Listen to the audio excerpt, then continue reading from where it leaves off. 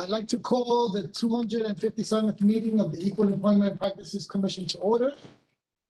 First, we begin with a roll call of commissioners. Executive Director Jean Victor, can you please do the roll call? Chair and Commissioner Aldrin Benia. Present. Vice Chair and Commissioner Lang Meese. Present. And Commissioner Manasca Alcantara. Present. Thank you. We have quorum. The first order of business is move to approve the minutes. So moved. So moved by Commissioner Reese. Do we have a second? Second. Second by Commissioner Alcantara. All in favor of approving the minutes, say aye. Aye. All opposed? Any abstentions? The motion carries. Old business. We have a meeting with DCAS Commissioner. We have update on the meeting with the DCAS Commissioner. Executive Director Jean Victor, and I know Commissioner Reese will also open it on this topic. Yes, so we met with the DCAS Commissioner. Commissioner Reese was present. And we essentially advanced two issues. One was it was an opportunity to meet and greet with the commissioner and to explain to her what we do, and also to explain to her that we're concerned about getting data, and that we need to work out a better system for getting the data. And we discussed possibly having her provide us, or me in particular, with the opportunity to access the data. She was going to speak with her general counsel and prepare a memorandum of understanding between DCAS and the EEPC, so that I may be allowed to access the data so that we can start to inform some of our reports with the data. I found her, she's a veteran city employee and is looking forward to her retirement, and I offered to bring champagne when it happened. But I say that only because it was the tone of the meeting. It was open and friendly and quite candid. We share some of the same issues. We share the issue of sufficient financial support in the budget for doing what we need to do. We need it for a labor economist. She needs it for her data, to upgrade her data. She needs it to upgrade the software. She needs it to have sufficient employees to input it. And we share the same problem with having it, the oversight coming, and we end up being at the bottom of the priorities, although I would argue we should be at the top of the priorities, because having the right workforce leads to the entire environment of the city. And both her unit and our unit are incredibly important to making sure that the workforce is the right workforce. So arguably, we should be a high priority. That doesn't seem to be where it is. And we talked about improving communication between the two agencies. Jean is now going to be invited to her monthly meetings with her commissioner, with her deputies. I view that as a wonderful piece. We will also be invited to her training sessions with other EO officers. That too is a welcome piece, and again, speaks to her wanting this to run smoothly and wanting there to not be some of the negative feeling about EEPC. And in fact, she talked about that.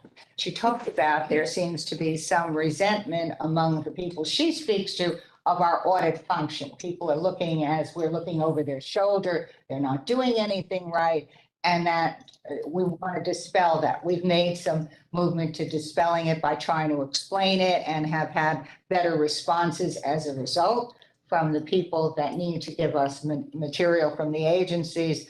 But she talked about her reaching out and saying we should join in on the meetings is, again, wanting to be sure that we are not viewed as ogres, wanting to be sure that we are viewed as part of the plan, part of the resolution, rather than being an obstructionist and an obstruction. So I felt I was charmed by her candor, and believed it was an excellent step toward easing what had been historically a sort of contentious relationship between DCAS and EEPC. So I think I viewed it as being very helpful. Jean, have I said anything that doesn't jive with what your sense was afterward? No, that was my recollection. And yours as well? Yes. Yeah. Mhm. So have I left anything out? No, I think you covered everything. Okay. In the meeting that you're invited to, monthly, that would be with the commissioner and like, who else? The deputy. Yeah, it's the deputy commissioners meeting. Would you be able to take, someone else with you? It's remote. Like with Jennifer Shaw, agency counsel, you didn't be, able to attend? I And can, should join you? I don't think that should be a problem. And I guess in a sense, you know, some of the tensions are baked in, right? I don't know anyone who likes auditors, right? Do you like auditors? You like No, I think that's true, but they should not be frightened by it. So if you've been audited, remember, we're coming back in, we do it every 4 years. If you've been audited and you didn't have any problem, why should you now be concerned about an audit? Yeah, no, and I'm saying that in a way, you know, justly, it's saying like, instead of auditors, I wonder if even sometimes language, right? If we're like allies. Allies instead of auditors, whether that. I don't really think we audit, actually. Yeah. I think what we do is we examine process. Yeah. So we may not be auditors, we may be examiners. I'm not sure examiner is a better term, but maybe it is. Yeah. I don't know, a tax examiner rather than a tax auditor doesn't make a bloody bit of difference. But maybe, Well, you know, ultimately, first of all, thank you for attending that meeting. I could not attend, which I explained why. And you know, this is the right thing to do, and surprisingly, it's not something that has often been done. It's agency heads and really introduce ourselves as partners and allies around diversity, equity, and inclusion. actually, it was done 2 executive directors ago. We would go meet with the commissioner, in fact, all the commissioners, as we began an audit. That, I suspect, is the wrong way for it to be. I think this is probably a better way to do it. Because when you're coming in, if you have ingrained in you that you don't like an audit, coming in, meeting with the commissioner, with the EO officer sitting there, it's really, I'm coming in to talk to your boss about what we're going to do and looking in at what you do or don't do. It probably was backwards, Alden, but we did meet with all the commissioners at the outset of the audit. So I'm not sure that benefited us, and maybe doing it this way is a better way to do it. But I just wanted to correct the record. Anything else on the meeting with the Council Commission? If not, next we'll go to agenda item 4, subsection 8. New business, actually, under new business, in addition to the meeting with the city council speaker, I recall Commissioner Reese through email wanting to include a new business item around the presentation I did last time on underrepresentation of Latinos, and 73 out of 74, pardon, 72, no, 71 out of 74 mayoral and non-mayoral agencies, and the concentration of women and agencies where pay disparity and Yeah. equity exists. And also the third part of my presentation, the long-term ramifications around pension funds and retirement benefits Disparity. loss and disparity based on. Yeah, I did. representation of Well, Latinos okay. and women possibly concentrated in agencies, and to the extent that we have new data, job groups that may be under, that may be paid less than the average city wages are. Which do you want to do first? Let's do, since let's just, if there's no objections, let's add Commissioner Reese's, response to the presentation in the Right. report as point B.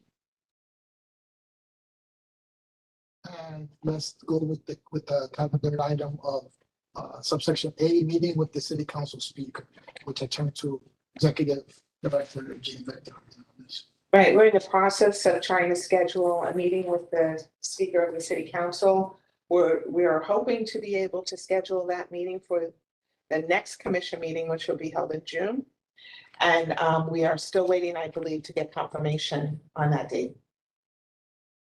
I would hope that all three of us could be there for that meeting. I think it's important for all of us to appear. For lots of different reasons, not the least of which is local law 13, and hopefully we don't get another aberration. I mean, there needs to be an understanding by the city council of what our jurisdiction is, what we do and what we can't do without having adequate resource. Mandating us to do something that's an impossibility to perform, one, based on the data that exists within the city, and two, based on our workforce, needs to be understood, and needs to be understood at the top, so that any particular city council member who has a brilliant idea can be directed to modify that brilliant idea. And no word yet on city council's EEPCs, EEPC. I was contacted by a member of city council who told me that he will be sending me some resumes. I still have not received them yet. And then he wanted to make sure that there were no conflicts of interest. I mean, Gail Brewer said she was working on it, so she generally, when she says she's doing something, is doing something, so. But Councilmember Natasha Williams also said we had previous correspondence from the chair of the This civil rights, Civil Rights Commission on this, right? yes. So, and I spoke with Charles Davis, I believe. Okay. Yeah, it keeps going on. And Jennifer can correct me if I'm wrong, but I think he's part of the legal team. Yes. City council. I can't recall, but he was the person that we were in contact with the last appointment. So Yes, I think he's a holdover from the last yes. Yeah, we administration. spoke to him when there was the new appointments. So Yeah. the whole resumes are forthcoming. Mhm. And how would you, I guess off the resume itself, you would raise concerns of conflict of interest, or would you have other disclosure for you to? And that's not really your role, right? That would be their role. Well, they want to make sure that these candidates have no business before the commission. And this is probably something that goes on regularly throughout the commissions. So make sure that they don't have anything here, that there's no reason to believe that there's conflict of what they're doing with what we're doing. Anything else on the meeting with the city council speaker? Look forward to that meeting. Again, I agree with Commissioner Reese, if all of us can attend, but I also do recognize how busy everyone is. I don't think that the absence of any one of us should prevent meetings going forward, including myself.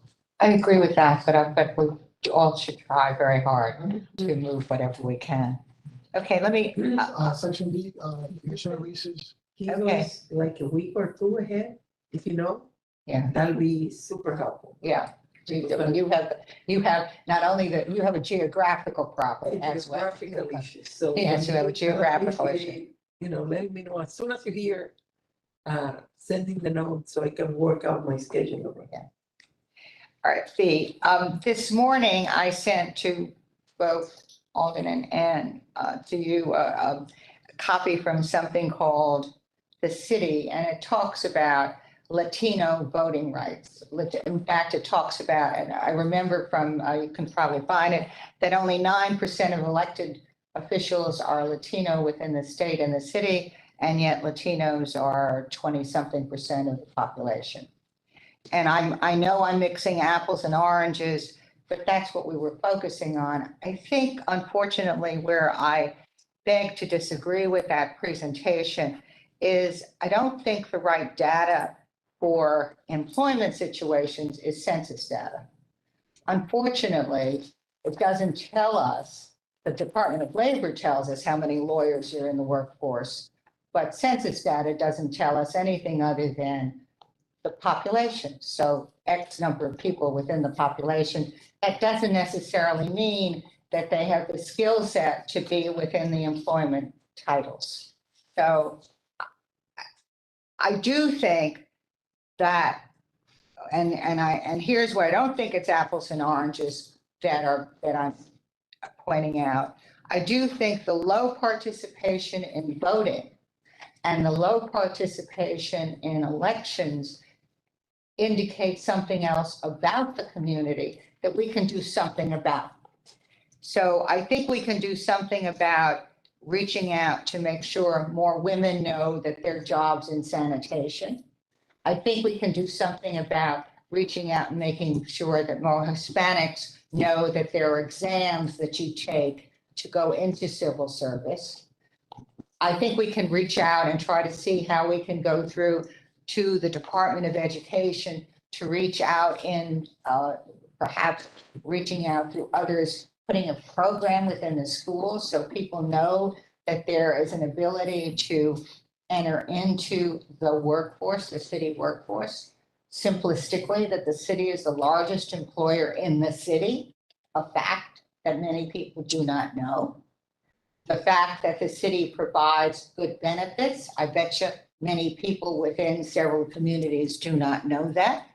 That the city has an incredible pension, I would bet many people do not know that.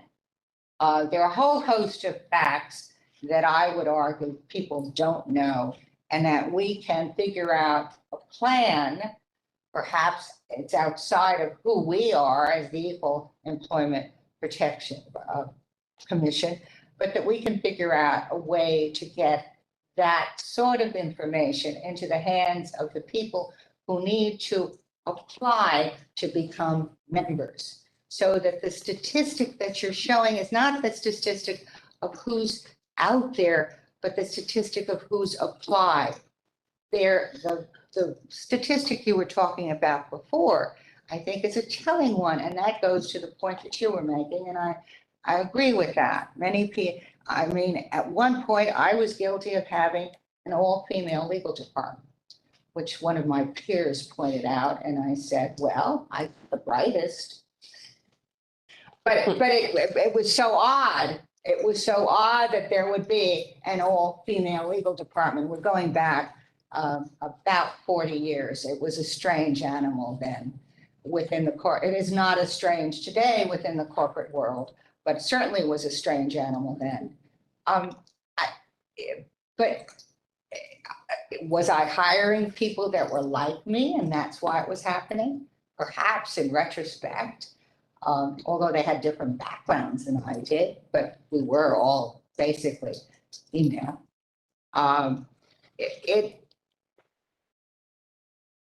I have a problem in looking at just the census as being the basis for looking at the disparity. It has to be looking at the available workforce as the basis of the disparity. And I think that's what our responsibility is. Our responsibility is to make sure that we have the accurate data of the available workforce, and then to audit whether that workforce is being used in a responsible and equal way. That goes to your pension issue. That goes to where women are within the workforce, whether they're being promoted, whether they're in management. That goes to the issue of any other minority group that has been so identified as being a minority group within the workforce. The fact that any group can point to us and say, well, you're not taking care of X, or you're not taking care of Y, or why aren't these people in a different place? We are merely examiners. We're not people who are doing the hiring. We can report on the people who are doing the hiring. But that goes to the next piece of it, which is we really have very little power. We don't have the ability to, the only thing we can do is come back and examine you again.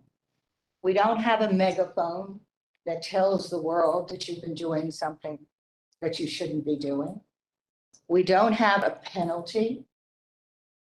I mean, the simplest penalty, and probably one that would work very well, the stick that I like, is if you failed and you haven't reformed, you can't hire for the next 6 months. That would work. But we don't even have that. So I appreciate the time and the effort that you took in pointing out to us the fact that a certain minority group isn't where it should be, given its role within the population. But I quarrel, my term, not yours, with the fact that where it is in the population is as meaningful as it should be where it is in the workforce that we pull from. And as I say, the apples and oranges comparison is if you look at where the Latinos is their term, not Hispanics, but where the Latinos are in the population, where they are in the elected, having electeds is really very low. For a while, you could have said that about the Asians as well, but that just isn't as true today as it once was. There seems to be a reluctance, from my term point, I don't know that it's true, but looking at it, there seems to be a reluctance of involvement, and how you break through that and get people to apply to understand that taking the tests provides a path into the employment, and that the city is the largest employer and has these wonderful benefits.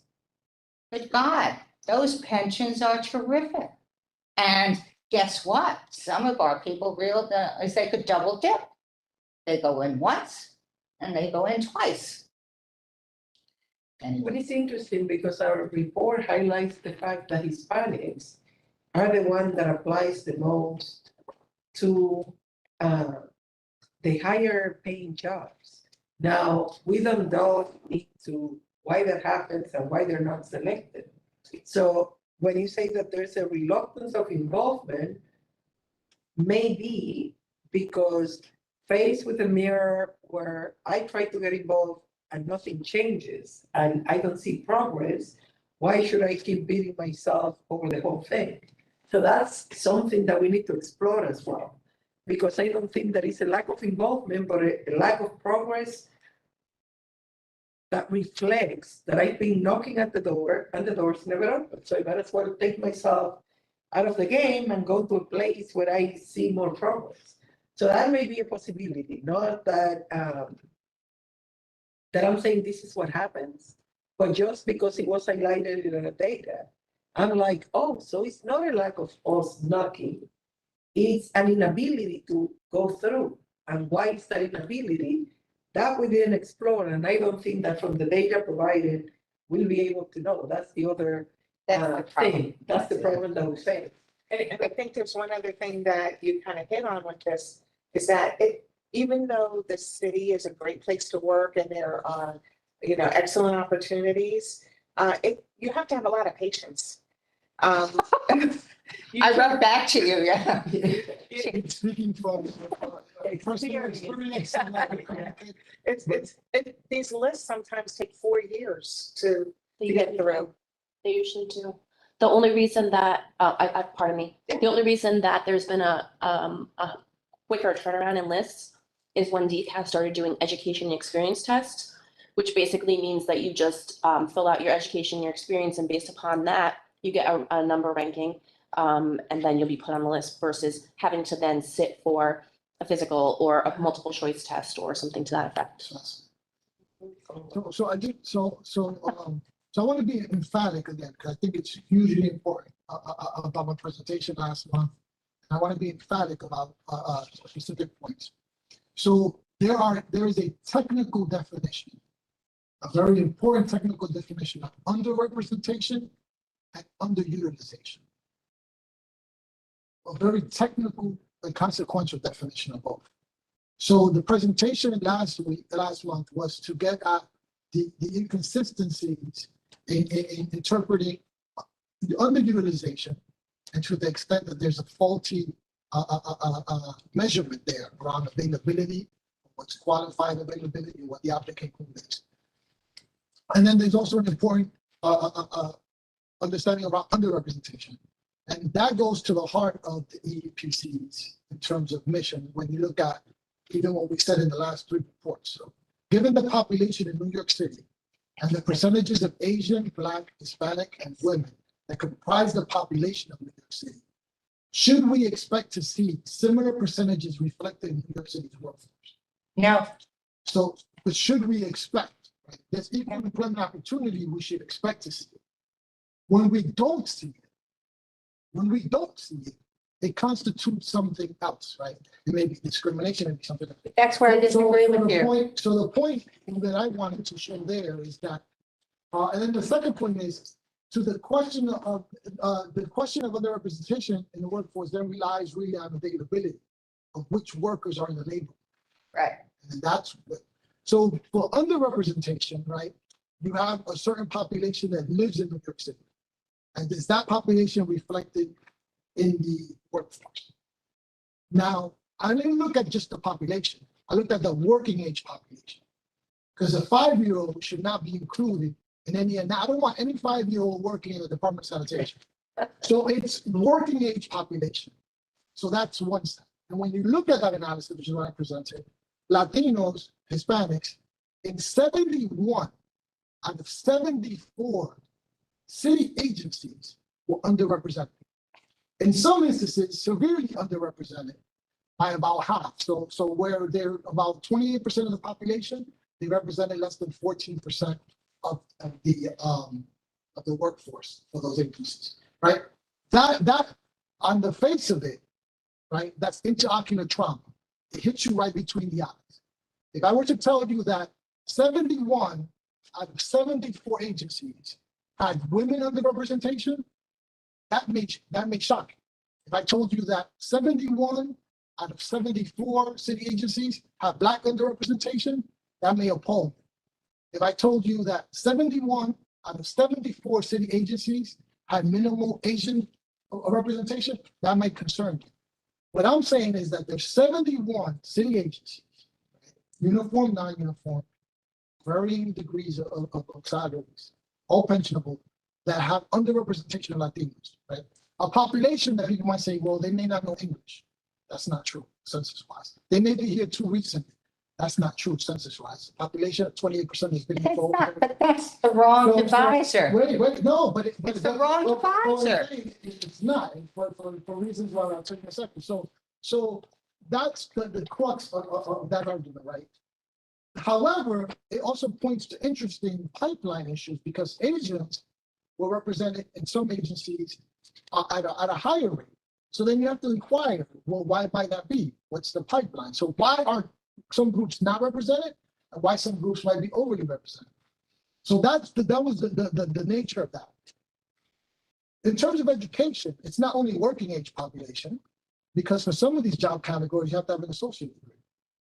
So then you have to overlay how many people live in New York City of these specific populations who are over a specific age and under a specific age. Because I don't think the city's hiring 71-year-olds. They may, but not as a general rule, even though you can't discriminate for age. But working age population has a particular technical definition in this country.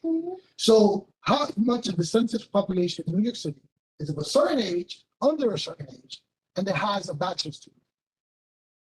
So that percentage becomes one of the eligible denominators of availability. Some labor economists say, well, you have to separate out disabilities and things of that sort, but no, for EEOC, you don't, because you can't discriminate on any type of disability. So that is a very proven and known technical definition of what representation is, of what equal employment opportunity for a population that lives here.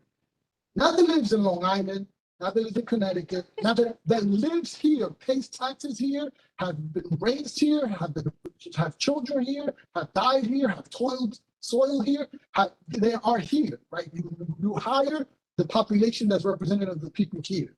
So that was what that analysis was. The second part of that analysis was, well, what does it look for gender?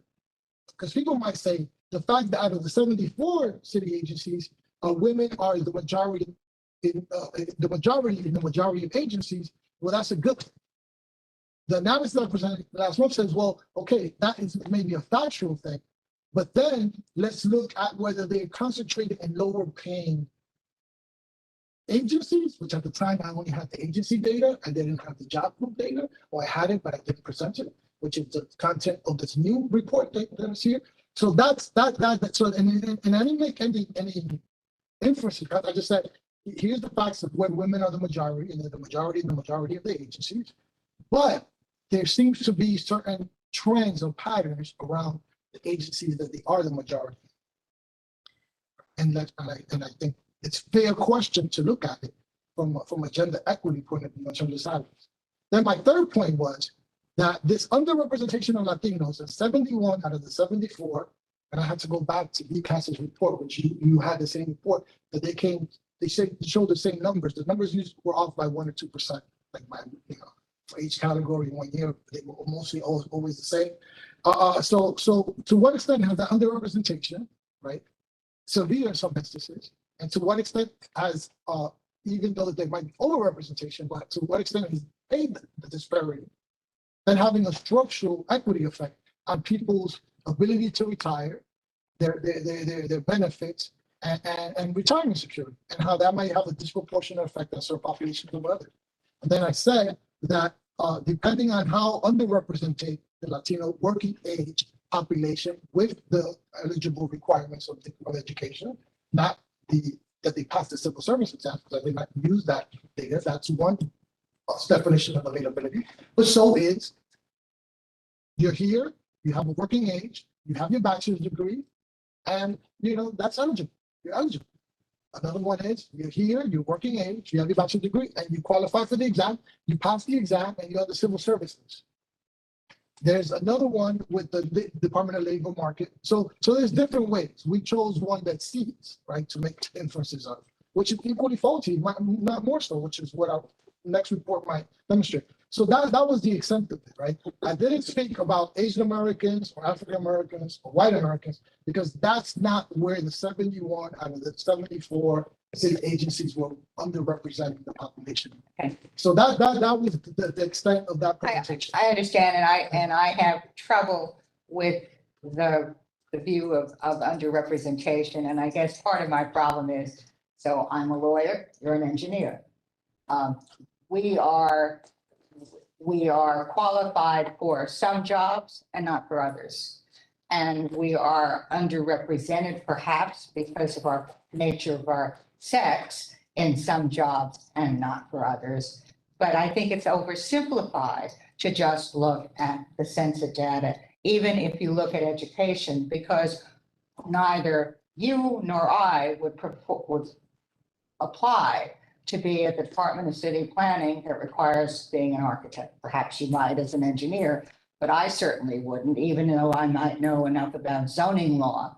But the only role that I would apply for would be if the general counsel or the deputy general counsel was leaving, then that was a title that I would be comfortable in applying for. I hear the gross number. I hear the underrepresentation in a gross looking at the census. And I really continue to have a problem with using that as the base. So they may well be underrepresented, but they may not be underutilized because they may not be qualified for the particular jobs. I don't know the answer to that. We have faulty data to begin with, but I have real trouble just looking at census data. So qualification you define as having taken the civil exam test and being one of the top scorers. Is that how Yeah, you that's define?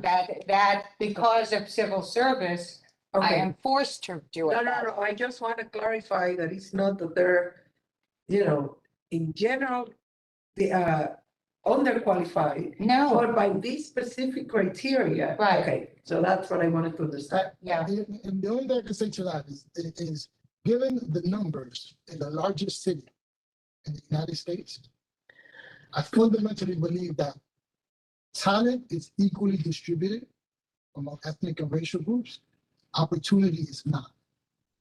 I, So I fundamentally believe that. So to the extent that a population is well, I have an 40% of interesting something, question, 50% of something, Aldrin. it should at some point be approximated. I have an And I'm inter- not looking for parity, nothing in the presentation. No, I have an interesting question. So take my point of lawyers. I would love to know, and we can probably find out, whether CUNY, which is CUNY's law school, which is probably the, I shouldn't say the easiest, but probably the least expensive law school to go to. What's the population that graduates from that? You can take my argument and say, wait a second, 50% of the graduating class from CUNY is Hispanic. I don't know the answer to the question. I just pose it, but that would go to the quote talent. I'm making a different point. It's not that I'm not suggesting they're not talented. I'm just suggesting that there are points to enter into this system that are, and that's why I went back to communication and outreach. There are points of entering into the system that appear not to be followed. I do not know why Asians have figured out the points. No, you're speaking about pipelines. But, Yes. but for, and again, everyone can have a different thing, but for me, pipelines are outside of the mandate of the EEPC. I'm not looking, pipelines are perfectly, we discussed this last time. Pipelines are perfectly fine. I'm looking at the mandate in terms of equal opportunity. That's And that- clearly outside our mandate, You know, not so- within our mandate. If pipeline and helping the pipeline is not our mandate, then equal opportunity is not either. No, because Well, I'm the looking- pipeline could be, some people could define it as part of the mandate. I'm just more of a strict reader of the mandate in terms of looking at equal opportunity. And then when you look at equal opportunity, you look at the results. But no, it's equal opportunity protection. It's within the city. We're looking at whether or not we're protecting the balance within the city. Within the Well, city yeah, employees. it's equal employment protection of the incumbent workforce and prospective workforce. So it's both who works for the city and who is possibly wanting to work for the city.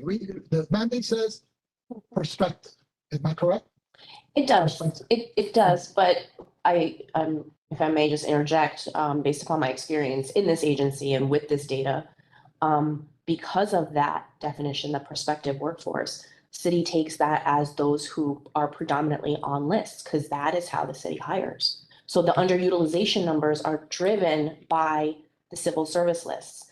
And yes, the pipeline does feed into those civil service lists, but I think that's where the distinction between underrepresentation and underutilization lies, because you may have an underrepresentation of the people who are qualified and should be applying to those exams, or they are, but they're not passing them, or for whatever reason are not getting picked up, being able to get onto the list. But once that list is established, because that's the predominant way that the city employs, that is our availability pool, and that's why the seats data should reflect that. Now, whether or not it does, I don't know. That's not my forte, but that's where I think the disconnect between both of your positions, that's what I'm hearing.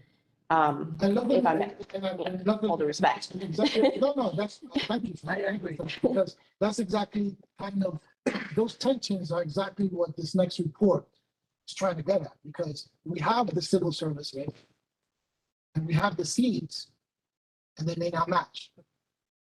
And to the extent that they don't, why don't they? And do they not match?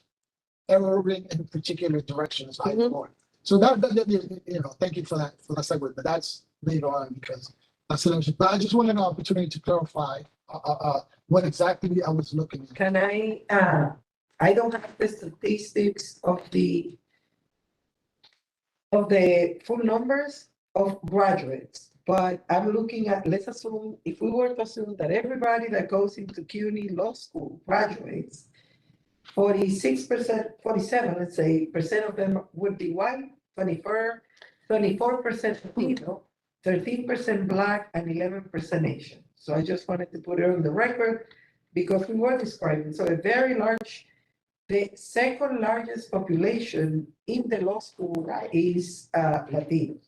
Now, are they represented in the legal department in the city? I have no idea. No, but we can find that out because that's the Yeah. department. That- That's easy enough to do. Now, that, Answer you is should know yes. that, Answer that's is the yes. largest law firm in the city. There are over 600 lawyers that are part of that law firm.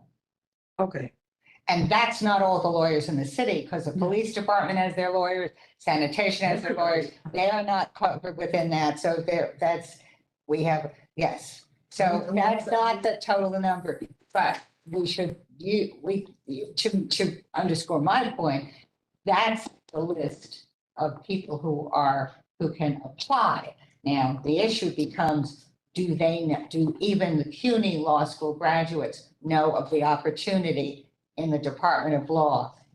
I don't know the answer to that, but that's the outreach I was talking about. But it's not just knowing about it, it's wanting to be here. There has to be that component because, the population is the population, but it's the people that actually choose to be here are the ones that we have to count, right? And I think you were alluding to that before. It's the people who are not only ready, but they're willing, they want to be on the list. And that's why I think the list is probably the best determination, the way to determine what your availability is, because in a population, I could just give you an example. My daughter, who has a degree in acting, has no desire whatsoever to work for any government. She wants to be an actress. She wants to work, on Broadway. So even though she has a degree and she may qualify for some of these jobs, she has no interest in doing it. So there has to be that willing There component. has to be, wanting to be a public servant.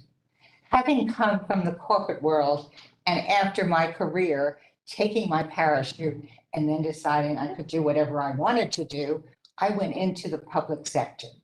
I didn't understand what it meant to be a public servant until I did that. I must tell you that I have a great deal of admiration for people who choose that as a career. They give up some stuff to do that. They have a different way of dealing with problems than you do in the private sector. There's a whole lot more bureaucracy. Things take forever. I wrote a note back to Jean saying I understood what her Department of Research was doing because I was told I had a job within the city. And then 8 weeks later, I finally got my job. It took forever, even though I was a political appointment. I wasn't, hello? The process takes forever. You need to want it. You raised a good point on the CUNY Law School. In fact, maybe some of that data could be incorporated because for lawyers as a job group, yeah. it very much mirrors some of what you already stated. And within the purview of the statute in terms of understanding that availability denominator, within the employer, with the EEOC definition, you said the employer must use the most current and discrete statistical information available to derive availability figures. Such information can include, but is not limited to, census data, data from local job service offices, and data from colleges and other training institutes. So I'm glad that you raised that issue because it gives you a better sense of, what constitutes availability. How many do we have? I don't have my report. I like. Don't have the lawyer category? Yes, we have. And I like, if no objections, I'd like to discuss like the details of the report in executive session because we still. Yeah, that's Yeah, it hasn't been published yet. Yeah. Perfect. So, no more new business. We can go to section 5, audit update, subsection A, preliminary determination. This is a very short update. We are working on the preliminary determinations. We had all of our preliminary interview questionnaires submitted. We got documentation. Everyone met the deadline, but for one agency that needed a very small extension due to some personnel issues they were having. But our analysts are working to analyze that data to start writing their findings for the preliminaries. We have a soft deadline of starting to get some preliminaries out hopefully next week, which means that hopefully by the next meeting, you will have some final determinations to approve so that entities can go into compliance monitoring. That's wonderful. Wow. Thank you. And this is based on the schedule that we approved before, right? You're working on. Yeah, what we did was we took, so based upon our numbers that we have to meet every year, we have to have an approximate around 30 to 35 folks every year. Because this is a new audit and we have new analysts as well, we basically front loaded the beginning of the year with the bigger agencies. And then come July, we'll initiate the same audit again, but for the community boards. So that way, because those don't take as much time, to give our analysts a sufficient amount of time to make sure that they can do thorough review and thorough findings and still have enough time to, if they have Finish. compliance monitoring, that we can finish by our deadlines. So,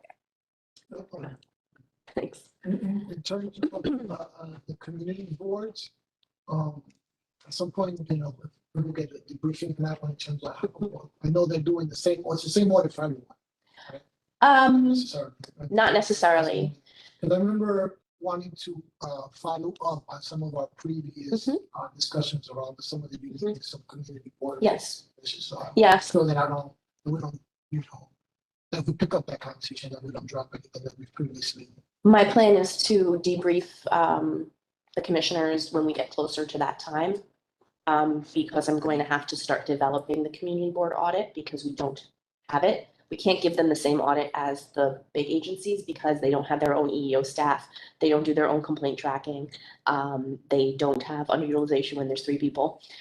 So Goes through the borough president, right? yes, so there's the same kind of, I guess, contingencies that have always existed with community boards. But I definitely want to address the concerns that you raised earlier in the year. So once we get closer to that point, then I can bring that before you guys to weigh in and make a determination of how we are going to proceed. The appointments to the community boards by one of the better, so Mark Levine is going to appoint someone to Community Board 7. Those appointments are vetted only by the borough president and not by the director of the community board, right? Correct. So the person, Or the councilman, or president and councilman. borough president, and so it would be Gail and Mark for community board. But no, that's my community, so it would be Gail and Mark.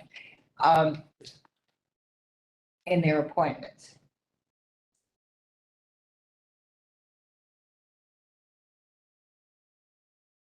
We don't ever we couldn't get to see the resume. So the only question there is, how do you structure it to be sure that they're asking the right questions before they make the political appointment of the community board? Yeah, no, that. And I just raised that as a question without having thought it out. I'm just shooting from the hip. That's a rabbit hole, but just to give a little bit of context of where we, community board appointments are under the public officers law.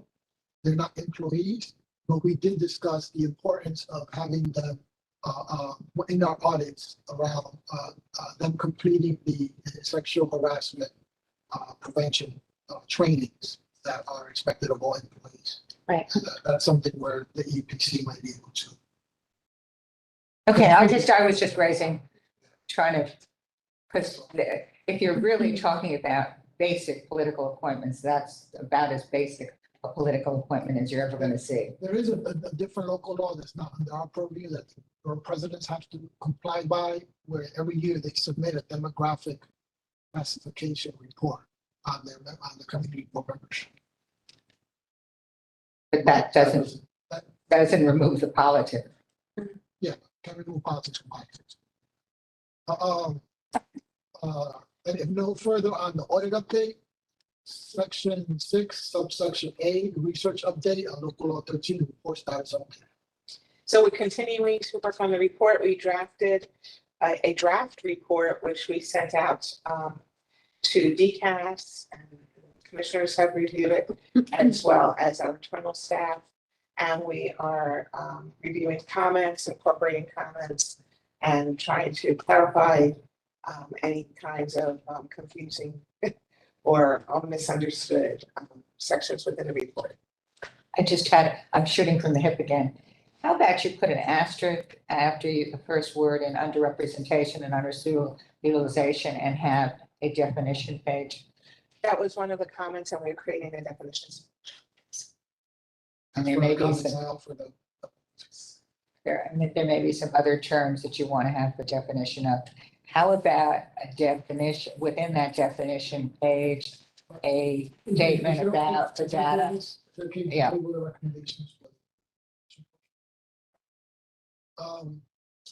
Next, we have public hearing status update. First of all, that part, did you finish with the local law 13 update? Yes. Yes, and then the subsection B, public hearing status update. Yes, we are continuing to move forward to our June 9th date for the public hearing. We have locked in the one outside expert that we're having to come in to talk about how to use the data to effectuate change within an organization. We will have internal presenters, one from DCAS, one from the law department.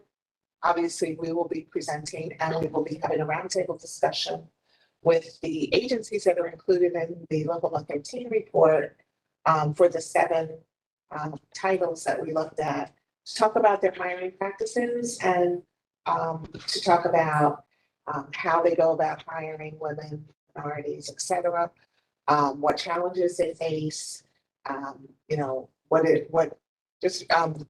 tips they can offer to the smaller agencies because they are generally the extra large agencies.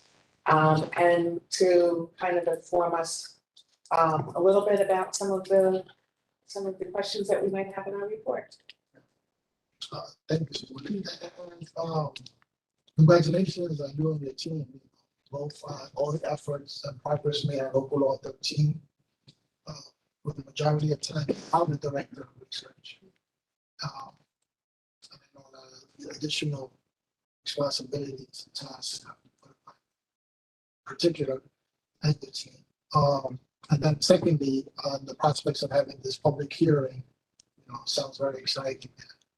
You know, keeping it as echoing further previous, you know, sentiments about not like audits and all that kind of stuff, but more like fun stuff, like in terms of, you know, how are you onboarding this diverse talent pool? What are you excited about in terms of, you know, bringing people in, you know, like that kind of stuff. So really get at the commitment part, not the commitments. I have a suggestion. So after June 9th, assuming that you're going to tape it anyway, what if you did a newsletter reporting on what happened? And sent that newsletter out relatively broadly beyond the EEO officer, but really send it to all of the commissions and all of the entities just to report about because it's important on how to hire. And it just 3 or 4 pages. Maybe you take some photographs to make it look pretty and put them in certainly of your outside speaker. And put the vita of the outside speaker, whatever, you know, so and so from wherever they are, what they've done, so that you've made it into I mean, I'm looking at a folder of 4 pages and you send it out. And I would print it rather than just email it. So that costs money. It does. But I'd look at it and see whether or not you can find any room in the budget. It's not. But why do you goes- like the printing version? Why do I like a printed version? Because a printed version has a life beyond an email version and may get picked up by a newspaper. So I sent you the city, which is just data, but if they had something printed, they might ask more questions about it rather than just on data. Because I don't know about you, but I've learned how to read very quickly. I only read headlines these days. Yeah, but the city, the example you gave, I think they would much prefer electronic versions. All of They them- probably would, but I'm old enough to say touchy-feely makes a point that the email doesn't. touch the computer screen and the keyboard. I touch my phone all the time. Yes, So thank you for. that's a good idea. That's a good idea. Yeah, I don't, you know, and maybe you can't. Taylor, you guys are already kind of working on this, right? Right. But that's something, maybe we can do both. We can send out email and also. Oh, yeah, no, and you don't have to, and if you're gonna print, you don't have to make that many copies. Yeah, Back bring to- it to the agencies. Yeah, you just need it, if you're gonna print it, you just send it to the head of the agency, send it to the commissioners and the mayor, and probably every city council member. That way you cover yourself when we audit you. Yeah. So you get it both, not only Right. putting the poster on the wall, but you also, you know, the. Yeah. everybody as well. So, next section, 7, executive, oh, wait a minute, oh, yeah, so this is we have a motion, am I transitioning correctly? So do we have a motion to go into executive session to discuss matters related to So moved. personnel day and also, work product around, 13 report? We have a so moved. We have a second, all in favor? All opposed? Abstentions, hearing none. We'll now go to executive session, so